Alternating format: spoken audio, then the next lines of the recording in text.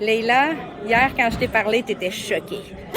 T'étais choquée à la pesée. T'étais fâchée parce que ton adversaire était pas juste arrivé overweight, était de plusieurs livres. C'est pas une affaire de brassière, comme Claudia me parlait. C'est pas une affaire de brassière puis de copette. C'est une affaire de genre, on n'a pas travaillé fort puis on n'a pas fait ce qu'il fallait. Puis, c'est pas comme si elle est arrivée puis elle était sec là, comme un biscuit Ritz. Genre, elle aurait pu faire une petite diète puis en perdre naturellement, mettons. Comment on fait pour pas monter choquée dans le ring? As-tu réussi à te grounder ou t'es monté choqué dans le ring? C'est ça ma question. Camille, il était craqué, il était là. Elle va manger du cuir à soir, puis il était là, faut que tu la fasses payer, joue la dirty, tu sais.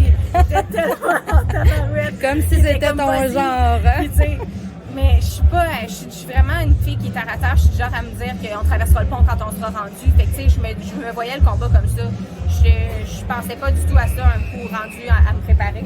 Ça peut être dangereux. Si on est trop émotif en montant dans un ring, ça peut te mettre en danger. On s'éloigne du plan de match des fois, on fait des erreurs.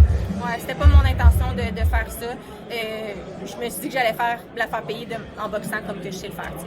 C'est ça qui est arrivé. Une belle boxe technique, clean. Dis-moi, ça s'est-tu passé comme tu voulais? Parce que là, tu as une belle victoire, la 9e. Yes. Check. Probablement dernier 6 rounds, hein? Yes, oui. Là, on peut le dire, oui. Dernier 6 rounds. Ben, avec un classement, on s'est élevé sur BoxRec, les 8 rounds. Je pense que tu es prête pour les 8 rounds. Tu as amplement montré que tu étais capable, là. Oui. Ouais. Alors, parle-moi de ton combat un peu. Qu'est-ce qui a bien été? Qu'est-ce qui a moins bien été? Qu'est-ce qui a super... C'était quoi tes forces à soir? La force, ça a été vraiment d'évoluer à travers le combat. C'était vraiment le fun parce que dans le coin, il me disait vraiment des bonnes choses pour que justement ça aille en montant, de prendre l'espace qu'il me donnait. Quand je la faisais reculer, d'en profiter, d'y aller de l'avant.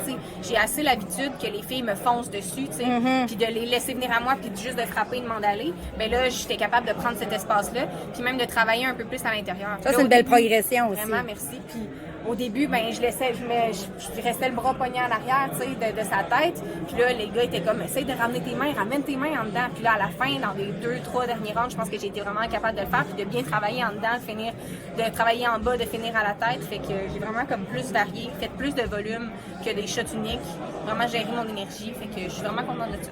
Quand on est classé comme toi maintenant dans les associations, dans BoxRec, on est moins pressé que quand on veut se classer, justement. Comment t'entrevois ton année? J'entrevois ça comme une année occupée. J'en ai parlé déjà que j'aimerais sûrement prendre une année sabbatique de l'école. Je vois comme mon année 2024, je la vois comme une année qui va être occupée, qui va être mouvementée. Il va y avoir des combats, puis il y a des choses qui vont bouger. Là. Puis je sais qu'éventuellement, il y a des gens qui vont cogner à ma porte pour se battre contre moi, c'est sûr. Tu as une belle tribune sur ESPN et Punching Grace. En plus, ça fait quelques fois qu'on va boxer sur ESPN+. Donc, beaucoup de gens vont découvrir Leila, que nous, on connaissait déjà.